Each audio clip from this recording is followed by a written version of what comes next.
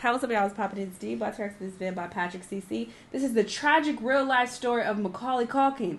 I want to know what happened because I heard that he went crazy or he was on drugs or something, but I don't know the exact details. So we're about to get all the tea. But yeah, his Home Alone movies are iconic. I don't personally care for Christmas movies like that. I just feel like a lot of them are very corny.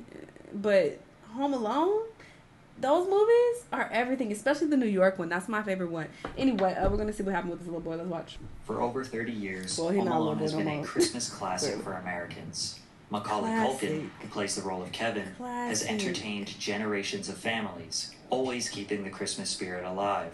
However, despite the massive success at such a young age, Macaulay never wanted this life.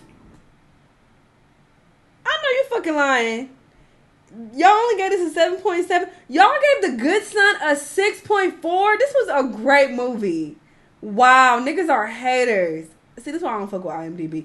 And y'all gave Lost in New York a 6.8. That was the best one. That's debatable. The first one was really good too. But I still like the New York one better. A 6.4? My Girl, honestly, I don't even... Being an actor was his father's dream that he forced upon his 7 children. Oh. Macaulay just ended up being the most successful. Before age 13, he was fed up and wanted away from the spotlight. This was the catalyst that led to one of the most tragic downfalls Hollywood has seen in regards to child stars. Drugs, arrests, public ridicule, a strange relationship with Michael Jackson. This is the story of Macaulay Culkin, the life he never wanted. Macaulay's parents, Kit and Patricia, had 7 children.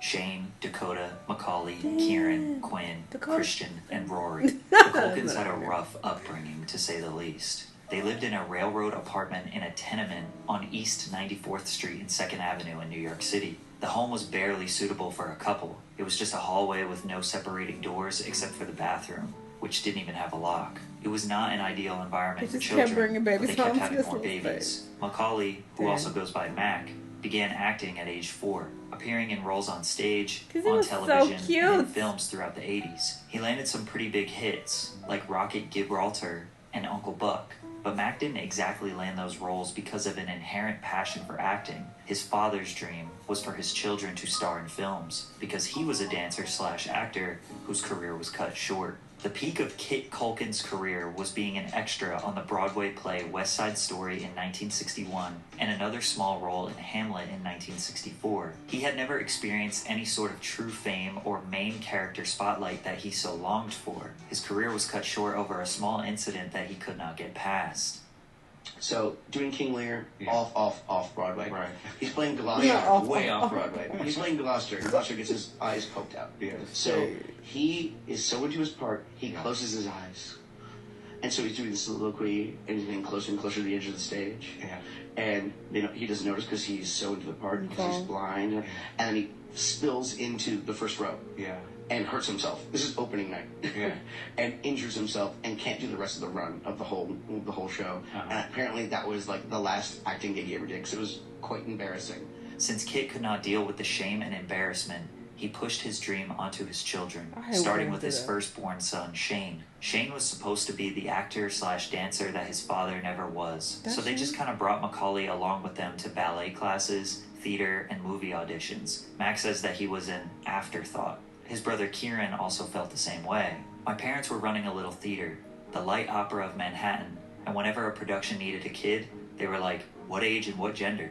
We've got 7 of them right over here. Kieran felt that they were often used as on-stage props. But to his father's surprise, Macaulay was a superior dancer, and producers were much more interested in him than Shane. He was daring, and if you can say a 6-year-old is daring, he just wasn't afraid to do anything. I mean, he'd do whatever you asked and more. Which led him to getting booked for almost every role he auditioned for. Once he landed Uncle Buck, which generated $67 million in the box office, the family's finances began to rely on what Mac was earning. Although Kit didn't see what everyone else saw in Macaulay, he knew Mac was his ticket to Hollywood, leading them to a role that was about to change their family's life forever. After a hectic start to a family trip to Europe, writer and producer John Hughes conceptualized the idea of Home Alone. While preparing for vacation, he wrote down a list of everything he didn't want to forget, and jokingly added his children to that list. At that moment, he thought, what if I left my 10-year-old son at home? What would he do? One what if led to another, and while taking a break from packing, Hughes wrote 8 pages of notes that later developed into the screenplay of Home Alone. Since he previously worked on Uncle Buck with Macaulay, Hughes wrote the Home Alone script specifically for him to play the role as Kevin McAllister. Macaulay's blockbuster film, Home Alone, was released in November 1990 and became the 3rd highest grossing film of all time worldwide, behind E.T. and the Star Wars films. It earned nearly $500 million in worldwide box office. Its huge success even gave rise to a Hollywood phrase. To be home alone meant having your own movie's box office dwarfed by another wildly popular film. Macaulay basically became an A-list celebrity overnight. I mean, this is it, pal. You are a bona fide star as of right now. The #1 box office movie of the weekend. Nice to have you on the show. In that first interview, it kind of seems like he isn't really fazed about the success of the film. And although he could be nervous, he probably didn't care, because this was all just a basic routine for him. Did you have any say in whether or not you worked when you were young? Not really, no. Yeah. Like, it was, after a while, it became, like I said, a job, and it was, I never chose the projects. They were, like, my parents, like, essentially, like, chose them for me. So they were like, kind of good news, Macaulay. Yeah, exactly. Yeah, they called me You're Macaulay. gonna buy us a new house. Yeah, there you go, And, like, I never read any of the scripts. Like, I would just read, like, the lines for, like, the next day or whatever. Like, I would, like, get the gist of what the movie was about, but then I just kind of show up and hit my marks, find my light, and recite my lines, So surreal. It's kind of just like, again, like, it's what you do. Right. Like, it's like in the same way that, like, like kids go to, like, school or something like that. Like, you fall into a routine to a certain extent. No choice in whether or not he was allowed to act. No choice in what roles he could play. Barely was even prompted about his roles. Macaulay was essentially just being told what to do and moving like a robot. This is where the tension between Macaulay and his father worsened. The Culkin family was not yet rich. Mac was only paid $100,000 for Home Alone, so his father knew he needed to capitalize on the momentum for them to make. What? That is a fucking scam, and that shit made $500 million. Damn, Hollywood is a fucking scam. That's crazy. Some huge money. He immediately negotiated his next film, My Girl, in which Macaulay got paid $1.5 million. At the time, child labor laws allowed the child to work for 10 hours per day, but a parent or legal guardian needed to supervise them for the entire time. This essentially takes Kit out of the workforce, giving him no choice but to take a cut of Mac's income. Plus, they had to travel outside of New York for films. Macaulay says that although he spent a lot of time with his father, they were never close. You disliked him all through it. Yeah, and he disliked me too. Like, we didn't like each other. Really? Yeah. But then all of a sudden, imagine this man who you dislike, kind of thing, and he dislikes you. Now I become the sole, focus of him when I start earning. So now all of a sudden I'm like, going around the country, like, locked in a room with a guy who doesn't like me, kind of thing. But at the same time, it's. Well, how does that? Why? I'm kind of even, like, relatively jealous, Well, sure. Oh, he was jealous. I think so. I everything that he tried to do in his life, like, I excelled at, like, before I was 10 years old. He was a bad man. Like, honestly, he was a bad man. He was abusive and, physically and mentally. Yeah. As if it couldn't get any worse, he also had to deal with the repercussions of fame. There would be times when Macaulay walked down the street only to be crowded by hordes of people. One time I wore a ski mask. I was walking down the street, This guy goes, I heard him just whispering, "Is that the kid from Home Alone?" I'm like, wearing a ski mask. Boy, I better get my plans. I better get a facelift or something, One time, Mac pulled a hat low over his forehead in an attempt to look anonymous. A woman walked up, grabbed the cap off his head, peered at him, and said, "Yeah, it's him." And then, "You're not that cute." Mac couldn't hide from the world. Everyone thought he should be so happy because of this success. But none of his siblings could truly understand what he felt. But there was one person that could relate to Macaulay, and that man was Michael Jackson. Like Kit Culkin, Michael's father, Joe Jackson. I fucking said that at the beginning. That's probably okay. Their relationship makes sense. Michael Jackson felt like, damn, I went through the same shit, and he felt for the little boy because he saw himself in this little boy. That makes sense. Initiated a plan to get his family out of poverty and into superstardom. Joe trained his children to dance and sing. If they made a mistake during rehearsals, he would beat them with the buckle end of a belt, an electrical cord, or tree branch. More specifically, their father targeted Michael, maliciously teasing his appearance and breaking down his self-confidence. Macaulay and Michael lived a childhood where their fathers despised them, despite needing them to provide for their family financially. Michael was quite literally the only person Mac could relate to. But there was one obviously weird thing about this relationship. Michael was 33 years old, and Macaulay was 10.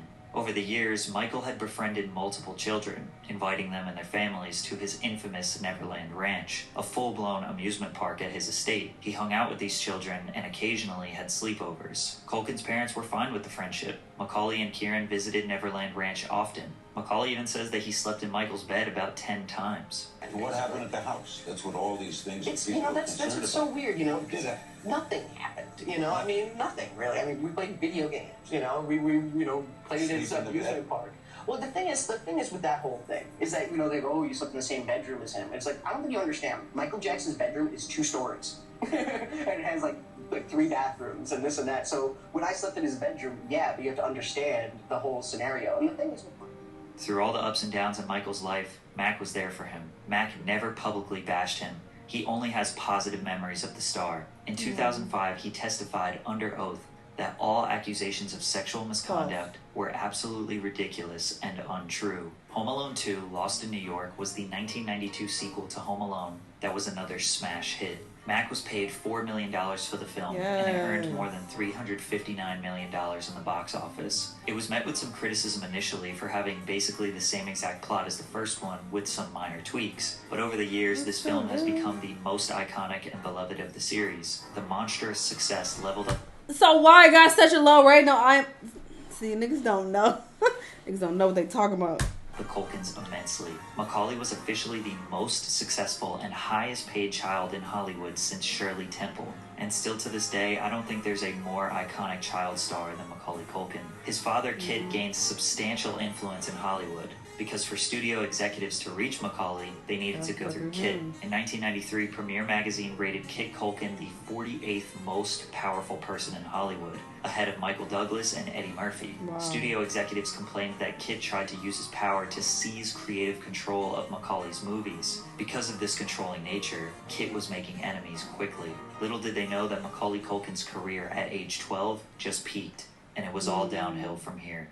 The Good Son was a thriller where Mac plays the role of Henry, a psychopathic child who kills people. The film did $60 million in the worldwide box office, which seems like a massive step down since Home Alone, but considering a totally different movie genre and not based on Christmas, I would say it's still good numbers. Mac was still beloved for his acting, and most of the negative reception was based on the plot. By 1993, Macaulay was just tired and desperately told his father he needed a break. He just wanted to go to school. He said, yeah, sure. And the next thing I knew, I was on the next set doing the next thing. And it just kind of clicked in my brain.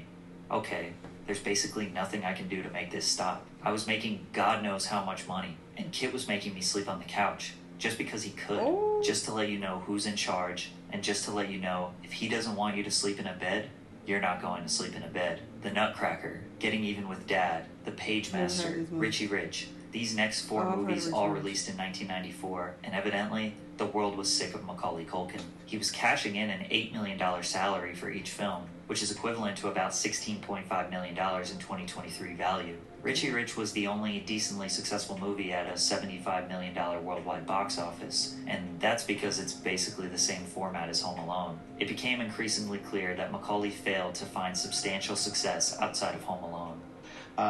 You know, my father and my mother finally, you know, called it quits, which was one of the best things that ever happened. I was able to actually, like, walk away from the business. I even wanted to take a break for a while, and eventually, I just was like, I'm done, guys. Like, I hope you all made your money, because there's no more coming from me, and it's, you know. Really? So, now, but, like, I guess. I quit for like 8 years. I mean, yeah. At the moment, this was the greatest thing to happen to Mac, but it was the straw that broke the camel's back in his parents' marriage. They were gearing up for a divorce and a very public battle for custody over him. He did not want to go with his father, but his mother was spending all of her money on lawyers trying to fight him. So the only way Mac could get access to his money was to legally take both of his parents' names off of his trust fund. He found an executor to protect and look over his finances, and was able to secure his multi-million-dollar fortune. Kit never showed up for the last day of the trial. He stole all of Mac's memorabilia, and he hasn't seen him since the mid-90s. It was never about money for Kit. It was about control. Once he lost control, he disappeared, and he brought the ship down with him. New York Magazine noted that his rapid ascent seemed less adorable and precocious the more people learned about his home life. Plus, everyone in Hollywood has a bad experience working with Kit. The result of this was that Macaulay didn't do any film roles for 10 years. So he did what all normal kids do, went to high school. But he did it for purely social reasons. He also got married at age 17 to Rachel Miner. He relished in the New York City counterculture lifestyle. He dyed his hair pink, smoked, drank, vandalized walls and parking meters. He was trying to live the polar opposite experience of his childhood, and he had the money to treat everything like a hobby. The media watched his every move and criticized him. He was one of the early targets of the tabloid sensationalized media drama that famously targeted Britney Spears, Lindsay Lohan, and Paris Hilton. It was so blown out of proportion, Culkin says. I never did anything more than any upper-class, Upper West Side kid would. We weren't like all squatting in the corner shooting heroin. That quote was from 2001. A 21-year-old Macaulay Culkin thought he already made it through the toughest times in his life, and he didn't realize his darkest days were yet to come. In 2003, the 23-year-old decided it was time to return to the spotlight. Likely seeking a more mature image, he appeared in the biographical drama Party Monster, which is rated MA 15+. Mac only had one opportunity to make a grand return. Sadly, he blew it. Critics tore the film apart, with Party Monster receiving an awful 29% on Rotten Tomatoes. While struggling to earn over $1 million on a $5 million budget, the public wasn't looking for him anymore. Macaulay found himself in a complicated situation. He was too old to appeal to a younger audience, and the audience he garnered during his childhood had outgrown him. Desperate to bounce back from the disappointment, Macaulay booked a supporting role in the comedy film Saved. The controversial film was a moderate success. More importantly, Macaulay's performance received positive reviews, but just when he got a little bit of positive press, he was arrested for drug possession. Macaulay and a friend were pulled over for speeding on I-44 in Oklahoma City. The police found 17 grams of marijuana, 8 Xanax pills, and 16 Klonopin, none of which were prescribed to him. At the time, people jumped to conclusions, labeling Culkin as another child star gone wrong. However, Mac believed the arrest was totally blown out of proportion, suggesting, I'm supposed to be a lot more effed up than I am. I took a certain amount of pride that I wasn't that cliche, so it was like, oh great, I gave a lot of people exactly what they wanted. Everything that I do, for some reason, becomes this big crazy thing, even though any normal person does it. Like, yeah, I'm a kid, I had a beer, I smoked a joint, big deal. You know what I'm saying? It's not something I make a thing out of, or anything like that. Mac didn't think he had a problem. He didn't think it could get worse, but it did. Macaulay got divorced from his wife in 2002 and began a relationship with Mila Kunis. They kept their personal lives very private. They both grew up as child stars and leaned on each other for emotional support. They didn't do press together and only rarely were photographed together, considering they dated for 7 years. After multiple failed attempts at coming back to the spotlight in early 2000s, he just stopped trying. Allegedly, Macaulay attempted to propose to Mila multiple times, in which she always said no. Then in 2008, he got floored. I feel like when you say no, the relationship should end. It should end. With some tragic news. Macaulay Culkin's older sister Dakota was killed while walking home from Brennan's Bar in West Los Angeles. Oh, no. She was struck by a vehicle. The driver immediately tried to render aid. She was taken to the UCLA hospital with massive head trauma and passed away on December 10th. There aren't very many pictures of Dakota since she stayed out of the spotlight. This was devastating news for the family. But to make it worse, him and Mila broke up. I had a horrible breakup. I had a horrible breakup. And I was horrible in that it made you were very sad over it? No, I fucked up. I was an asshole in my 20s. And I'll be the first to admit it. And that's kind of something that took me a long time to come out and be like, yeah, you know what? I was a dick. And I accept it and I own it now. Yeah. And it's fucked up what I did.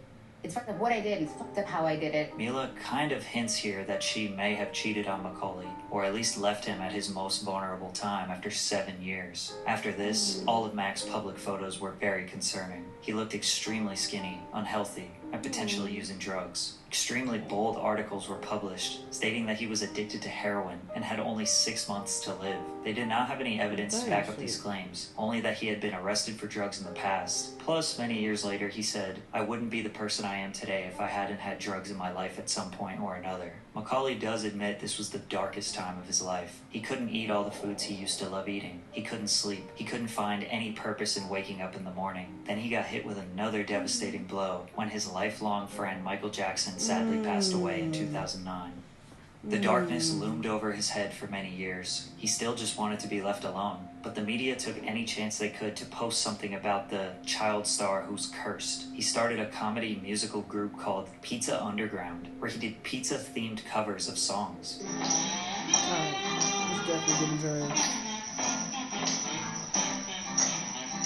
Nothing screams, "Leave me alone," and "I don't care," than putting a pizza on your face and playing a toy trumpet. In 2013, he abruptly moved to Paris. I thought nobody recognized me. Yeah. What it was, no, we recognize you, we just don't care. Oh, yeah. That's better. Where have you people been my whole life? Kind of thing. Mac was desperate to find some normalcy in his life, and he found it in France. He stayed there for 4 years, away from the cameras, away from the rumors, just walking around Paris with a baguette under his arm and blended in with everybody else. During his 4-year stint over there, his father said he doesn't even consider Macaulay his son anymore. And while that does seem like a very bold statement from his father, I'm sure Macaulay feels the same way. The thing that prompted his move back to the United States was meeting his now wife, Brenda Song. While on the set of Changeland in 2018, Macaulay met and began dating Brenda, best known for her appearance as London Tipton on The Sweet Life of Zack and Cody. Bonding over being child stars, Mac thought it was too good to be true. He thought she would up and leave like other women in his life. But the couple would later get engaged and seemed happier than ever. They've been together ever since. Macaulay was so traumatized by his youth, he never thought he would have children of his own. But in 2021,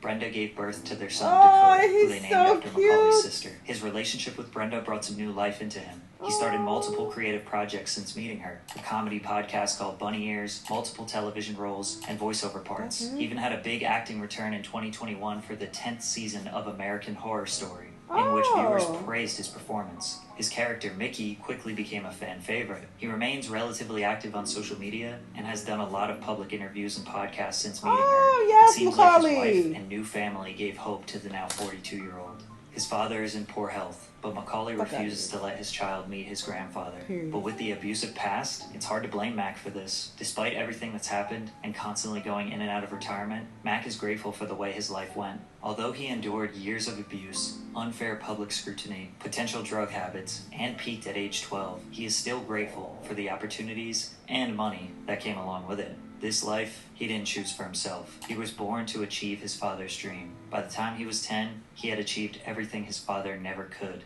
And since then, he's been living life on his own terms. Oh, I love a happy ending. I'm so glad that he turned his life around. I just realized that I wasn't recording the screen this whole time, so the audio and shit might be a bit off, but there's that. But yeah, it's crazy. I had no idea about any of this. Like I said, I just recall like hearing here and there that he was on drugs and he fell off. Like that was it.